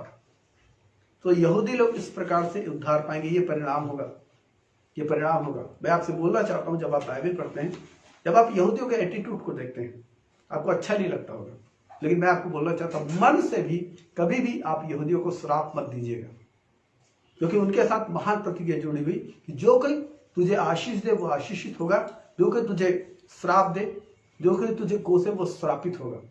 ये प्रतिज्ञा उनके साथ जुड़ी हुई है। और मैं आपको बोलना चाहता हूं, इस कोरोना काल में जबकि पूरे विश्व में हाहाकार मचा, लेकिन फिर भी परमेश्वर ने हमारे देश को संभाला। क्यों? क्योंकि हमारे देश की वर्तमान सरकार जो है वो इजराइल के साथ उन्होंने दोस्ती किया है, और दोस्ती के परिणाम के कारण ही क्या हो रहा है कि भारत को परमेश्वर संभाल आशीष दे रहे हैं, भारत को आशीष दे रहे हैं। ये आशीष उसी के कारण है। और जितने राष्ट्र, जितने लोग यहूदियों को इनको सताते हैं, वो कभी भी आशीषित नहीं करते, वो श्रापित होते हैं, क्योंकि उनके साथ प्रतिज्ञा है। परमेश्वर अपनी प्रतिज्ञाओं को भूलते नहीं है। इसलिए आप भी कभी भी भूल से यहूदियों के खिलाफ उन्हें कोसने वाली बातें न करें। आप उनके गलत एटीट्यूड के लिए आप बातें कर सकते हैं, लेकिन कोसे ना। और ये प्रतिज्ञा मसीह पर विश्वास के कारण मेरे और आपके जीवन के लिए जुड़ी हुई है। सो ये होगा कि जब क्लेश काल के समय, जब यीशु मसीह का दोबारा आगमन होगा, तो दोबारा आगमन के समय पूरा इजराइल का राष्ट्र यीशु मसीह के चरणों में होगा। यह अद्भुत बात है, क्योंकि परमेश्वर से प्यार करते हैं परमेश्वर, और उनके आज्ञा नहीं मानने के कारण हम पर दया हुई है। ये बात यहीं पर आगे में लिखा है। 30-31 को पढ़ लें। क्योंकि जैसे तुमने पहले परमेश्वर की आज्ञा ना मानी, परंतु अभी उनके आज्ञा ना मानने से तुम पर दया हुई। उनके आज्ञा ना मानने के कारण, उनके मसीह का इनकार करने के कारण तुम पर दया हुई। वैसे ही उन्होंने भी अब आज्ञा ना मानी कि तुम पर जो दया होती है, इससे उन पर भी दया हो। क्योंकि परमेश्वर ने सबको आज्ञा उल्लंघन का बंदी बनाकर रखा है, ताकि वह सब पर दया करे। तो उन पर भी दया की जाएगी, हम पर दया की जा रही है, उन पर भी दया की जाएगी। तो ये हम देखते हैं। और अगला हम 5वां हम देखते हैं राष्ट्रों के न्याय। और पहला पॉइंट है विषय, ये अन्य जातीय राष्ट्र है ना। 25 अध्याय और 32 से 46 पद में ये न्याय के विषय में लिखा है। और ये न्याय कब होगा, मैं थोड़ी देर में इस पद को आपको पढ़ाऊंगा। ये न्याय कब होगा, तो समय है इसका, सेकंड पॉइंट समय, मसीह के दूसरे आगमन पर। मत्ती उसके 25 के 31 पद में लिखा है दूसरा आगमन, और इसे पढ़े। मत्ती 25 का 31। उसके स्वामी ने उससे कहा, नहीं 25 का 31, मत्ती 25 31 31। जब मनुष्य का पुत्र अपनी महिमा में आएगा, ये मसीह के दोबारा आगमन के समय, जब मसीह का पुत्र अपनी महिमा समय आएगा और सब स्वर्गदूत उसके साथ आएंगे, तो वह अपनी महिमा के सिंहासन पर विराजमान होगा, और सब जातियां उसके सामने इकट्ठा की जाएंगी। ये कब होगा, मुझसे सुन लीजिए। यीशु मसीह जब इजराइल के राष्ट्र पर विपत्ति आएगी, महाक्लेश काल का समय, वो मसीह को पहचान लेंगे। वो जान लेंगे कि ये व्यक्ति जो मसीह के रूप में आया है, ये झूठा मसीह है, और तब वो मसीह को पुकारेंगे और तब यीशु मसीह आकाश के बादलों पर आएंगे। प्रकाशित वाक्य 1 अध्याय उसके प्रकाशित वाक्य 1 अध्याय के 7 पद को पढ़ेंगे। प्रकाशित वाक्य 1 अध्याय 7 पद। और देखो वह बादलों के साथ आने वाला है और हर एक आंख उसे हर एक देखेगी। आंख उसे देखेगी। वरन जिन्होंने उसे बेधा था इजराइल लोग, वे भी उसे देखेंगे और पृथ्वी के सारे कुल उसके कारण छाती ये पीटेंगे। होगा, पृथ्वी के सारे कुल उसके कारण छाती पीटेंगे। तो वो यहूदियों को एंटीक्राइस्ट के हाथ से बचाने के लिए आएगा। वो एंटीक्राइस्ट से युद्ध लड़ेगा, युद्ध लड़कर वो एंटीक्राइस्ट को पराजित करेगा। और प्रकाशित 20 अध्याय 19-20 पद में लिखा है कि वो एंटीक्राइस्ट को और उसके झूठे भविष्यवक्ता को अधोलोक में डालेगा और डालने के बाद वो 1000 साल का राज स्थापित करेगा। 1000 साल स्थापित करने के आसपास ही वो राष्ट्रों का न्याय करेगा। राष्ट्रों, तो हमने पहला बिंदु देखा और वो था विषय अर्थात अन्य जाति राष्ट्र कि उस वक्त उन्होंने क्या किया। दूसरा बिंदु समय मसीह के दूसरे आगमन पर हमने देखा। और तीसरा है स्थान यहोशापात की तरह जो योएल 3:2 में लिखा है। और चौथा आधार यहूदियों के प्रति व्यवहार, मत्ती उसके 25 अध्याय के 40 पद को पढ़ लीजिए, फिर मैं थोड़ा इसको समझाना चाहूंगा। तब राजा उन्हें उत्तर देगा, हाँ? मैं तुमसे सच कहता हूँ कि तुमने जो मेरे इन छोटे से छोटे भाइयों में से किसी एक के साथ किया वो मेरे ही साथ किया। तो होगा क्या कि जब कलीसिया आकाश के बादलों पर उठा ली जाएगी, भविष्यवाणी के अध्ययन के आधार पर कलीसिया आकाश के बादलों पर उठा ली जाएगी, उस समय यहूदियों के बीच में जब रिवाइवल आएगा 1,44,000 यहूदी लोग को प्रभु बचाएंगे। वो 1,44,000 यहूदी जो हैं वो राज्य का सुसमाचार प्रचार करेंगे, राज्य का सुसमाचार प्रचार करेंगे, जिससे एंटीक्राइस्ट चिढ़ेगा। वो यीशु को जान लेंगे 1,44,000 और यीशु मसीह के आगमन के बारे में और परमेश्वर का राज इस पृथ्वी पर स्थापित होगा इसके बारे में जब प्रचार करेंगे, वो इन 1,44,000 यहूदियों को सताएगा उस वक्त। तो जितने राष्ट्र के लोग इन 1,44,000 यहूदियों को सताएंगे वो अनंत काल के नरक में डाल दिए जाएंगे। लेकिन जो लोग उनको फेवर करेंगे, उनके साथ भलाई करेंगे, उनकी सुधि लेंगे, ऐसे राष्ट्र के लोग, इन लोगों को परमेश्वर जो है वो अनंत काल के राज्य में लेकर जाएगा। ये चीज यहां पर लिखी है। और अभी हमने पढ़ा मत्ती के 25 अध्याय और 21 पद से फिर हम लोग इस वक्त पढ़ेंगे और थोड़ा हम लोग इसको समझेंगे। 21 पद से पढ़ के, जब मनुष्य का पुत्र अपनी महिमा में आएगा और सब स्वर्गदूत उसके साथ आएंगे तो वह अपनी महिमा के सिंहासन पर विराजमान होगा और सब जातियां उसके सामने इकट्ठी सब जातियां, ये उसी समय होगा, सब जातियां इकट्ठी की जाएंगी। और जैसे चरवाहा भेड़ों को बकरियों से अलग कर देता है, जैसे चरवाहा भेड़ों को बकरियों से अलग कर देता है, वैसे ही वह उन्हें एक दूसरे से अलग करेगा। वह भेड़ों को अपनी दाहिनी ओर और बकरियों को अपनी बाईं ओर खड़ा करेगा। तब राजा अपनी दाहिनी ओर वालों से कहेगा, ये वो फेवर करने वालों से कहेगा, हे मेरे पिता के धन्य लोगों, आओ उस राज्य के अधिकारी हो जाओ जो जगत के आदि से तुम्हारे लिए तैयार की गई थी। क्योंकि मैं भूखा था और तुमने मुझे खाने को दिया, मैं प्यासा था और तुमने मुझे पानी पिलाया, मैं परदेसी था और तुमने मुझे अपने घर में ठहराया, मैं नंगा था और तुमने मुझे कपड़े पहनाए, मैं बीमार था और तुमने मेरी शुद्धि ली, मैं बंदीगृह में था और तुम मुझसे मिलने आए। ये 1,44,000 लोगों के साथ उस समय के लोग जिस प्रकार का व्यवहार करेंगे उसके आधार पर उनका न्याय किया जाएगा। इसे ही कहा जा रहा है अन्य जाति राष्ट्रों का न्याय। और पहला चीज हमने देखा विषय, और ये विषय अन्य जाति राष्ट्र उस समय पृथ्वी पर होंगे। दूसरा है समय, अर्थात हमने देखा मसीह के दूसरे आगमन पर, मत्ती 25:31। और तीसरा हम देखते हैं स्थान यहोशापात की तराई और योएल उसके 3 अध्याय के 2 पद में लिखा। चौथा आधार यहूदियों के प्रति व्यवहार, मत्ती उसके 25 अध्याय के 40 पद को। और पांचवा बिंदु है परिणाम। तो हमने अभी पढ़ा मत्ती 25 अध्याय के 34 पद को हमने देखा। आशीष के बारे में। 25 के 34 जो फेवर करेंगे उनको क्या ब्लेसिंग मिलेगी, देखेंगे उसको 34 पद को 34।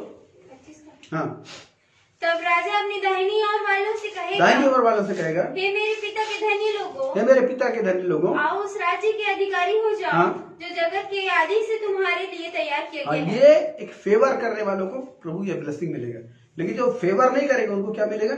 41 पढ़ेंगे 41। तब बाईं ओर वालों से कहेगा, हाँ, हे श्रापित लोगों, मेरे सामने से उस अनंत आग में चले जाओ, जो शैतान और उसके दूतों के लिए तैयार की गई, जो शैतान और उसके दूतों के लिए तैयार की गई थी। ये दंड मिलेगा उनको जो उस समय यहूदियों को सताएंगे, उनको दंड मिलेगा। और हमने देखा 5 बिंदु पर इसको। और छठवां जो न्याय है वो पतित स्वर्गदूतों का न्याय होगा, पतित स्वर्गदूतों का न्याय। और ये विषय है पतित स्वर्गदूत। और दूसरा पत्रस उसके 2 अध्याय के 4 पद को इस वक्त पढ़ेंगे, और यहूदा की पत्री का एक ही अध्याय उसके 6 पद में भी यही लिखा है, तो हम एक ही पद पढ़ेंगे, दूसरा पत्रस 2 अध्याय के 4 पद। क्योंकि जब परमेश्वर ने उन स्वर्गदूतों को जिन्होंने पाप किया नहीं छोड़ा और पर नरक में भेजकर अंधेरे कुंडों में डाल दिया ताकि न्याय के दिन तक बंदी रहे, इनका न्याय किया जाएगा। तो ये कब हुआ, तो जब आदम पाप में गिराया गया, उसके बाद। मैं आपको बोलना चाहता हूं कि आप कृपया भाई सचिन क्लाइव के वीडियो को अगर इस विषय में देखें, आप ज्यादा क्लियर हो जाएंगे। यूहन्ना जो प्रेरित थे और उनके चेले थे फादर पोलीकार्प उनको बोलते हैं, और पोलीकार्प के चेले थे फादर इरेनियस। और इरेनियस जो थे उन्होंने इस चीज को लिखा, इस दर्शन को लिखा है, और उन्होंने यूहन्ना से पाकर लिखा है। यूहन्ना से पोलीकार्प ने पाया, पोलीकार्प ने इरेनियस को दिया, और इसके बारे में विस्तृत जानकारी आप भाई सचिन क्लाइव के वीडियोस में देख सकते हैं। और वहां पर लगभग 200 के लगभग स्वर्गदूत थे, और ये मनुष्यों की सेवकाई के लिए नियुक्त थे, लेकिन इन्होंने शैतान का साथ दिया, शैतान का साथ देकर इन्होंने मनुष्यों को बिगाड़ा। और कैसे बिगाड़ा, तो ऐसा बोला जाता है कि इनके भीतर में सेक्स की एबिलिटी थी। तो जैसा उत्पत्ति 5 अध्याय उसमें लिखा है कि जब परमेश्वर के पुत्रों ने मनुष्य की पुत्रियों को देखा, तो इन स्वर्गदूतों को परमेश्वर का पुत्र बोला गया, और इन्होंने मनुष्य की पुत्री से ब्याह किया, और उनके द्वारा दानव उत्पन्न हुए जो परमेश्वर की मर्जी के अनुसार जीव नहीं थे, वो उत्पन्न हुए जो परमेश्वर की इच्छा के अनुसार नहीं थे। और इसीलिए परमेश्वर ने उस समय के जगत को जल प्रलय भेजकर नाश किया, और इन लोगों को, इन पतित स्वर्गदूतों को अंधेरे कुंडों में परमेश्वर बांध के रखा, और इनका न्याय किया जाएगा। तो कब किया जाएगा, इसके बारे में हम 5 बिंदु देखें। तो सबसे पहली चीज हमने देखा विषय पतित स्वर्गदूतों का न्याय, दूसरा पत्रस उसके 2 अध्याय के 4 पद को, और यहूदा 6 पद को। वैसे बोलता जा रहा हूं, 20 समय कब होगा, तो ये संभवतः अंतिम न्याय के समय, आखिरी न्याय अभी 7वां न्याय में पढ़ाऊंगा, मैं इसको बोला अंतिम न्याय के समय होगा। पहले प्रकाशित 20 अध्याय 11 से 15 में आखिरी न्याय है, संभवतः उस वक्त इन स्वर्गदूतों का भी न्याय किया जाएगा। तीसरा जो सी है स्थान, वो श्वेत सिंहासन के सामने, पहला कुरिन्थी उसके 6 अध्याय का 9 पद बताता है कि हम इन स्वर्गदूतों का न्याय करेंगे। और प्रकाशित 20 अध्याय में इस श्वेत सिंहासन के बारे में बताया गया स्थान श्वेत सिंहासन। चौथा आधार है लूसीफर के साथ विद्रोह में भागीदारी, और ये यहेजकेल 28 अध्याय का 17 से 19 है। और इसे आप उत्पत्ति उसके 5 अध्याय से 1 से 4 तक को भी आप लिख सकते हैं, वहां पर इस घटना का जिक्र है। और यशायाह 14 अध्याय 12 से 17 आप लिख सकते हैं। प्रकाशित उसके 12 के 4 में इस बारे में बताया गया कि 1/3 स्वर्गदूत है वो जो उनके साथ शैतान ने उनको गिराया अपने साथ। ये जो पतित स्वर्गदूत थे, 200 स्वर्गदूत, और ये पतित स्वर्गदूत जो शैतान के साथ गिराए गए, इन लोगों का न्याय किया जाएगा, और इनको नरक का दंड दिया। परिणाम क्या होगा, ये अनंत काल तक नरक में डाल दिए जाएंगे। और ये चीज लिखी है कि ये यहूदा 6 पद में, और दूसरा पत्र उसके 2 अध्याय के 4 पद में लिखा है, अनंत काल के लिए ये लोग नरक की गहराई में डाल दिए जाएंगे स्वर्गदूत लोग। और 7वां जो न्याय है, अब आते हैं, वह दुष्ट मृतकों का न्याय है। ये अंतिम न्याय है। 7वां जो न्याय होगा वो अंतिम न्याय होगा, और इसको पढ़ेंगे हम लोग। और प्रकाशित वाक्य उसके 20वें अध्याय को निकाले। प्रकाशित वाक्य 20वां अध्याय। अब मैं प्रकाशित वाक्य 20वें अध्याय की घटनाओं को बताना चाहता हूं। जब आप 19वें अध्याय के आखिरी पदों को देखते हैं, 19 पद पे, वहां पर यीशु मसीह आकर एंटीक्राइस्ट से लड़ते हैं और उसे एंटीक्राइस्ट को, उसके झूठे भविष्यवक्ता को पकड़कर वो अधोलोक में डालते हैं। अब 20 अध्याय आरंभ होता है जब शैतान को 1000 साल के लिए बांधा जाता है। 1, 2, 3 पद में आप पढ़ेंगे। 1000 साल के लिए शैतान को बांधा जाता है। मसीह 1000 साल का राज्य स्थापित करते हैं और उस महाक्लेश काल के समय जो मरे हुए संत लोग थे उनको भी जीवित किया जाता है। और कलीसिया तो पहले ही उठा ली गई, कलीसिया के लोग पहले जीवित होकर स्वर्ग में उठा लिए गए। उस समय उनको जीवित किया जाता है, जो महाक्लेश काल के समय जो शहीद हुए थे उनको जीवित किया जाता है। ये सब मिलकर 1000 साल राज्य करते हैं। जब 7वां पद आप पढ़ते हैं, 7वें पद में लिखा है शैतान 1000 साल के राज्य के बाद शैतान खोला जाता है, शैतान खोल दिया जाएगा। और जब खोला जाएगा तो पृथ्वी पर जो नास्तिक जातियां होंगी, माने परमेश्वर को नहीं मानने वाली जातियां, उन 1000 साल के दरमियान वो उनको शैतान उनको भरमाएगा और उनको युद्ध के लिए इकट्ठा करेगा। और जब 8-9 पद में पढ़ेंगे आप, तो युद्ध के लिए एक बहुत बड़ी सेना परमेश्वर के खिलाफ खड़ी होगी पृथ्वी पर। ये आखिरी महायुद्ध होगा, 5वां और आखिरी महायुद्ध इस पृथ्वी पर। 5वां और आखिरी महायुद्ध होगा 1000 साल के प्रभु मसीह के शासन के बाद। और इस युद्ध में शैतान, उसके दूतों को, उसकी सेना को फिर से हराया जाएगा। और उसके बाद 11वें पद से हम देखते हैं अंतिम न्याय किया जाएगा। तो पृथ्वी पर शुरू से लेकर अंत तक जितने लोग मरे होंगे, तो जो प्रभु के लोग हैं तो उठा लिए जाएंगे। जिनका नाम जीवन की किताब में लिखा हुआ होगा वो तो पहले ही प्रभु के साथ वो अनंत जीवन हासिल कर लेंगे। लेकिन ये उनका न्याय है जिन्होंने कभी मसीह पर विश्वास नहीं किया, और ये लोग अनंत काल के नरक में डाले जाएंगे। पर मैं आपको बताता हूं, पहला जो बिंदु है वो है विषय, और यह संसार के आरंभ से लेकर अंत तक के वे लोग जिन्होंने उद्धार को ग्रहण नहीं किया, ये वो लोग होंगे उद्धार को जिन्होंने ग्रहण नहीं किया। और यह प्रकाशित 20 अध्याय 12 और 13 पद में पाया जाता है। और समय 1000 साल के शासन के बाद 20 अध्याय, प्रकाशित 20 अध्याय उसके 5 पद में लिखा है 1000 साल के शासन के बाद। और स्थान महान श्वेत सिंहासन के सामने। जब आप 20 अध्याय 11 पद में पढ़ेंगे, वहां पर लिखा है, 11 पद पढ़ो। फिर मैंने एक बड़ा श्वेत सिंहासन देखा और उसको जो उस पर बैठा हुआ था देखा। उसके सामने से पृथ्वी और आकाश भाग गए, पृथ्वी और आकाश भाग गए, और उनके लिए जगह तो ये श्वेत सिंहासन के सामने खड़े किए जाएंगे। डी अर्थात चौथा पॉइंट है आधार। उनके नाम जीवन की पुस्तक में लिखे हैं या नहीं, तथा उनके काम, ये दोनों चीजें जांची जाएंगी। उनके नाम जीवन की पुस्तक में लिखे हैं या नहीं, और उनके जीवन की पुस्तक में उनके नाम नहीं पाए जाएंगे। और कार्यों के अनुसार का न्याय होगा, और परिणाम ये दुष्ट लोग आग की झील में डाल दिए जाएंगे। प्रकाशित 20 अध्याय के 15 पद पढ़िए। और जिस किसी का नाम जीवन की पुस्तक में लिखा हुआ ना मिला, वह आग की झील में डाला। ये आग की झील तो दुष्ट थे, अरे युगानुग उस पीड़ा में तड़पते रहेंगे। लेकिन प्रकाशित का 21 अध्याय एक महान नया संदेश देता है, नए यरूशलेम के बारे में बताता है, जो हमारा मूल निवास स्थान है, जो हमारा वास्तविक निवास स्थान है। इस पृथ्वी पर हम लोग परदेशी और बाहरी हैं। परमेश्वर हमें जानते थे, इसलिए बाइबल कहती है जगत की उत्पत्ति से पहले उसने हमें मसीह में चुन लिया है, और हमारा जो मूल निवास स्थान वो नया यरूशलेम है। इसलिए याद रखिए, ये जब न्याय होगा तो आपने जैसे यीशु मसीह को आपने ग्रहण किया, अपने मुक्तिदाता प्रभु उसे पकड़े रहिए, सदा उसके साथ चलिए, और एक शुद्ध विवेक को बनाकर रखिए। मैं आपको बताना चाहता हूँ पहला तिमोथी और उसके पहले अध्याय उसके 19 पद पढ़िए। पहला तिमोथी पहला अध्याय 19 पद क्या लिखे?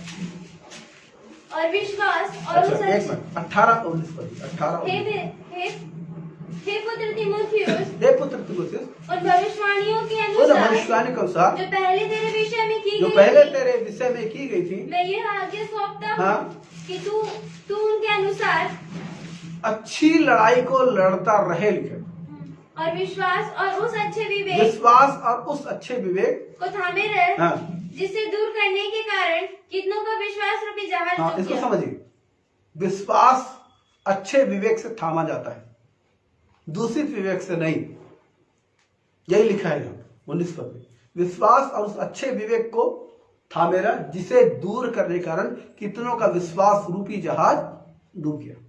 विश्वास खत्म होता है दूषित विवेक के कारण, और इसलिए अच्छे विवेक का निर्माण कीजिए जो परमेश्वर के वचन के अनुसार, उसकी मर्जी के अनुसार होता है। और अच्छे विवेक के साथ विश्वास का जीवन जिए, अच्छे विवेक के साथ अपनी फाइट करते रहिए, और तब मैं और आप उस अनंत काल के जीवन में प्रवेश करेंगे जो वास्तव में हमारा सदा काल का घर होगा। पृथ्वी पर हम लोग परदेसी और बाहरी हैं, इसलिए बाइबल कहती है संसार में आप उतना ही मन लगाइए जितना आपके लिए जरूरी है, लेकिन संसार की बातें या संसार की वस्तुओं को आप श्रेष्ठ स्थान मत दीजिए।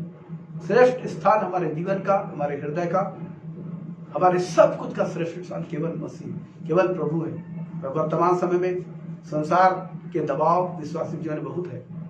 लोग प्रभु के पास आते हैं, उनका समर्पण जो होता है वो किसी वस्तु की लालसा करके वो प्रभु प्रति समर्पित होते हैं। लेकिन ये आरंभ में ऐसा होता है, लेकिन जैसे जैसे आप मसीह के साथ परिपक्व होते जाते हैं, आप सच्चाई को पहचानते जाते हैं। और सच्चाई को पहचानना चाहिए कि आप वस्तुओं पर से अपनी नजर हटाएं और पूरा फोकस मसीह पर करें और अपना समर्पण करें इस बात के साथ कि प्रभु जैसे आप रखोगे मैं वैसा रहूंगा, जो आपकी मर्जी वो मैं पूरा करूंगा, जैसे आप चाहते हैं वैसा मैं जीऊंगा। ये आपका समर्पण होना चाहिए, और तब आप देखेंगे कि ये मसीह जिसके बारे में आज गुड फ्राइडे के दिन में जिसकी बलिदान को याद किया जा रहा है, उस मसीह के साथ हम आकाश के बातों को उठाकर उस मसीह के साथ अनंत काल के जीवन को प्राप्त करेंगे। इसलिए बाइबल कहती है इब्रानी उसके 12 के 14 में कि सबसे प्रेम मिलाप रखने और उस पवित्रता के खोजी हो जिसके बिना परमेश्वर को कोई कदापि नहीं देख सके। मैं बेनिन का एक वीडियो देख रहा था जो बहुत ही सीनियर पास्टर हैं, पवित्र आत्मा के प्रति ज्यादा संवेदनशील प्रभु के दास हैं, और वो इस बात को बता रहे थे कि अगर हम आत्मा के फलों के जो जीवन है उस लाइफ के प्रति हमने ध्यान नहीं दिया तो हम अनंत काल की महिमा को नहीं देखने पाएंगे। तो अनंत काल की महिमा को कर देखना है तो मसीह को श्रेष्ठ जाने और मसीह के साथ एक समर्पण का जीवन गुजारें, ऐसा समर्पण जो किसी प्रकार की शर्त न रखता हो, निशर्त समर्पण। जैसे मसीह ने अपना निशर्त समर्पण हमारे लिए किया, हम भी वैसे समर्पण का निर्माण करें अपने जीवन में और यीशु मसीह के लिए जिए। हमारे पास जो कुछ भी है सब यीशु मसीह के लिए खुले रहे और हम यीशु मसीह के लिए जिए, और तब हम देखेंगे कि मसीह के साथ हम अपने अनंत के उस निवास स्थान में प्रवेश करेंगे जो सदा काल के लिए हमारा है। इस पृथ्वी पर हम परदेसी बाहर हैं। प्रभु आप सबको आशीष दे, और इस वक्त आइए छोटी सी प्रार्थना करें। दयालु सामर्थ्य परमेश्वर आपका धन्यवाद, मेरे उद्धार करता स्वामी आपकी तारीफ हो, करुणा निधान परमेश्वर आपकी स्तुति हो। प्रभु जी आपकी स्तुति आपकी प्रशंसा करते हैं। स्वामी संसार आपको नहीं जानता, लेकिन जिन पर आपने अपने आप प्रकट किया है वो लोग आपको जानते हैं पिता, और आपसे निवेदन है पिता आप अपने आप को अधिकारी से प्रकट करना चाहते हैं, तो आप दया करें अपने बच्चों पर, तरस खाइए पिता, ताकि संसार की लापरवाही, संसार का दबाव,